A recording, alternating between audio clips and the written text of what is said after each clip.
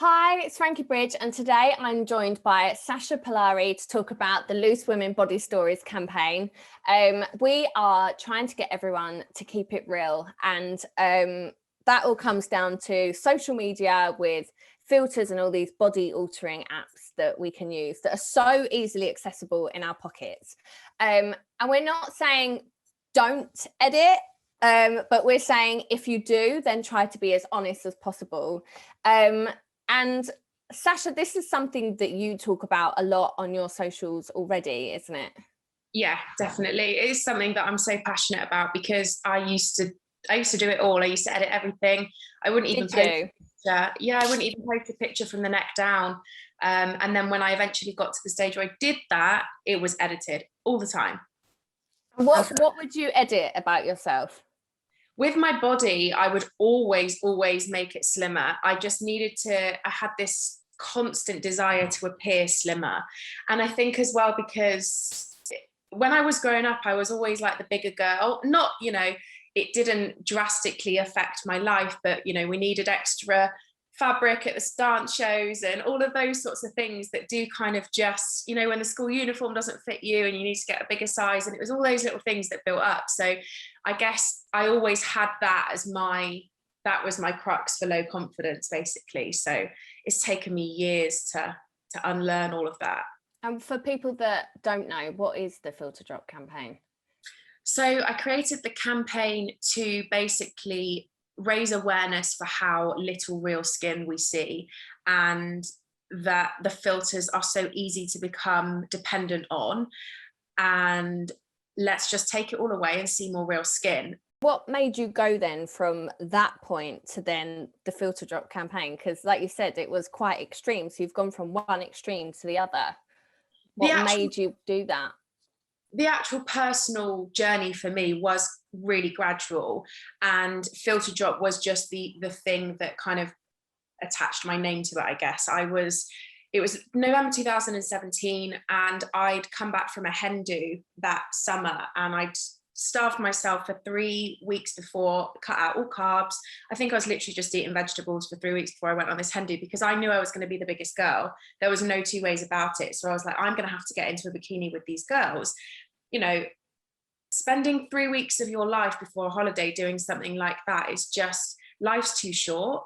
So when I came back from that hen, had a fab time, and it was fantastic. I had nothing to worry about. But I remember feeling exhausted. I was like, I can't do that again. I can't put myself through that again. I am who I am, and I have got to unlearn all of this toxic behavior, because it's just going to get worse. So it was gradual for me, in the sense I decided to never diet. I was like, I'm not going to diet. I'm not going to stand on the scales. And then everything became really gradual. So then I would drop the face altering filters and just have the grainy skin smoothing ones. And then by the time I started Filter Drop, I was rid of it all. I had no filters, no skin smoothing, no editing apps. And that was 2017, and I started the campaign in June 2020. So that's every single day practicing, looking in the mirror, not saying awful things, and all those tiny things that build up to huge changes. You are a makeup artist, aren't you? So you know all of these tricks and tips that people use and things like that. And you've said that it's actually stopped you from getting jobs in the past because you won't filter your work. Yeah, when I first started my makeup artistry, it was at the time when I went freelance. It was at the real height of YouTube, sellotape on your eyes, and all of those real drastic things to make makeup look flawless. That was the end goal for makeup. It was that trend of flawless skin, flawless, no pores, this completely like unachievable in real life face. So because I was refusing to edit my photos, I guess my work just must have looked awful against something that was really highly edited. But it's completely done a 180, and now I can't take clients on. So I guess it's, you just got to stick to your guns when you believe in something. Yeah, because I'd got to the point myself where I was like, just if you were going to put a story up, I would think, oh, I look rubbish. Oh, I'll just put a filter on. And I then started, when I would see myself without a filter, I would really hate my face, because I was like, oh, my skin is bumpy. Like, that is just skin. But Yeah. at the time, I was like, my skin's really uneven. I was like, what facials can I do? I was doing all the celery juicing and whatever to try and get it to look like a filter. Yeah. And I just thought, regardless of, yes, I want the people that follow me to, because I'd be getting messages all the time, like, your skin is so perfect or whatever. I thought, oh my God, this is awful. Like, that is not my real skin. And as much as that's affecting my followers, it was then affecting me. And I was like, I just can't do this anymore. And do you find now, like in real life, it's helped you to be more confident? Because I find like I can not wear my makeup on like most days off or whatever, and I actually have started to, since lockdown, feel more confident without makeup on. I think where I've just got used to not wearing it, and then when I wear it, I'm like, who is this person? I look so weird and I can't wait to wash it off.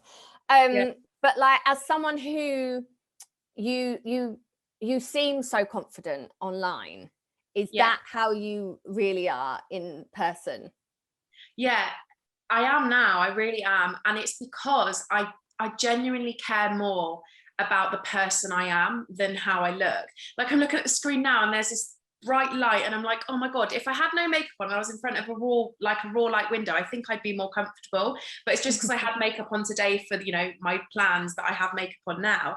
But if I happen to come on this Zoom with no makeup on, I wouldn't be speaking to you any differently or saying anything different.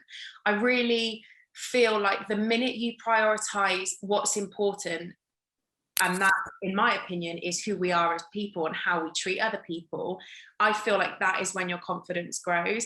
And, you know, I'm 29. I absolutely one day want to have children, and I do not want my children growing up thinking that, you know, if they take a picture of me, I'm like, oh God, I look disgusting. I don't want that.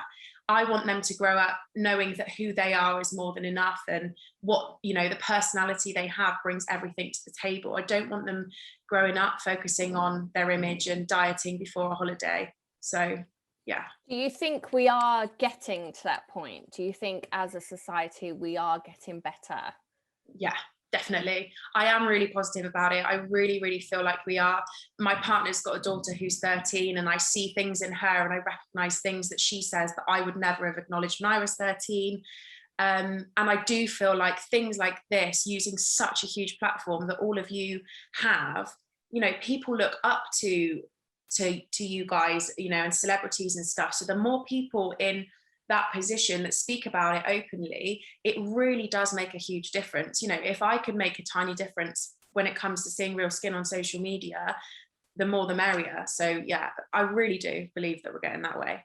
Well, you definitely helped me, because when I was asked to do the Keep It Real campaign, I was a bit like, I don't know. I was like, I love the idea behind it, because like I said, I've decided to not use filters and stuff. So I was like, I get it, and I really want to be a part of it. But equally, for me, having a picture in my bikini and completely untouched was like a really terrifying thing. And I don't know how I came across your page, but it was like I came across it at exactly the right time, and I was like, no, you know what, I can do this. Like, people out there are doing it.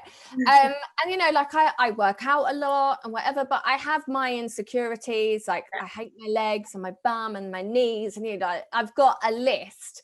And I would not normally get those things out, like social media or anything. Not that I would retouch them, but I just wouldn't show them. So people like you are making a big difference to everyone. So that's why I was like, no, this campaign really does, it needs to happen. And how do people respond generally to your pictures and things online? Are people normally positive, or do you get negative comments? I have, touch wood somewhere, touch head, been so lucky with the support that I have in my space. And I feel lucky for every single day. I get messages from mums who don't even have like a profile picture, and they'll just send me messages saying, I've never messaged anybody, but I just want you to know that people like you help my daughters. And that keeps me going. Do you know, there's so many times where I feel like, oh, I don't think I can keep up with this life, because it's, you know, being on social media in any capacity it's a lot. And being in, you know, the media in whatever capacity, I can't even imagine to the extreme how it can feel having your every move scrutinized. But touch wood, so far I have been so lucky, and the support's just been completely overwhelming. I'm still overwhelmed now every day by every message that I've ever get sent. I've spent so much of my time crying over lovely messages, but it is really sweet. Yeah, I can post the most positive thing and people will always find a negative. So I love that what you're doing hasn't done that. And I think that's maybe because from the get-go that has been your thing, is honesty and putting yourself out there, and people appreciate that. And from now, like, what would you like to see as we go further, and people are talking about this subject more, and people are being more open and honest about filters and things like that? Like, what would you like to come out of all of this? You know, I honestly wish if I could give everybody a piece of how I feel, like deep down in my heart, that is how I wish everybody else could feel, because I know I have some. I want some, give me some. I just feel like, because I know how it feels like, being so unbearably miserable that you don't look a certain way, and spending every single scroll looking at someone else thinking they're, you know, oh, look at them, they're so amazing, and then that has to take away something from you. Whereas now I'm in a position where I can see someone absolutely stunning, and that's where my thought ends. I'm like, absolutely stunning, next thought. Whereas before it would be absolutely stunning, you're disgusting, you're too big, you're never going to be like that, you're a horrible person, and then it just goes on and on and on. So I just wish that I could give how I feel to like everyone. And then what would be your top tips, I suppose? Like, how did you get to that point of acceptance? Because for me, I don't know if that's how you feel, but for me, I'm kind of at the point now where I'm like, I don't know if I want to necessarily even look at myself and think, oh God, I'm perfect. I just want to accept myself and be like, this is who I am. And that's what I would like for other people. Like, what are your tips to getting to the point that you've got to? I mean, you definitely are already there, because acceptance is the first and best thing, I would say. You know, me saying no to diets, no to the scales, that was me accepting I am who I am.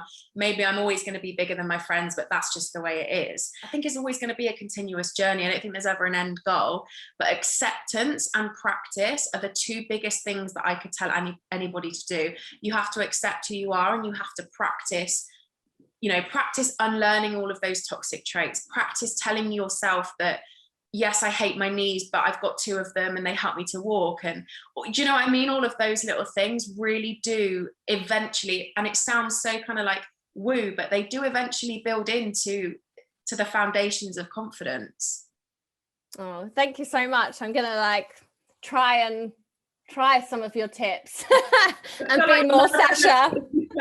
You're never going to look at your knees the same way, are you? Like... I know. Everyone's going to be looking at my knees. You know, you're not supposed to tell anyone the things you like the least. I'm like, now everyone's going to be zooming in. Like, what's wrong with those knees? But no, thank you so much. I'm sure like loads of people are going to be inspired by you, and I know that you definitely have done me, and I love following you. And you definitely make the space a nicer place to be. So thank you.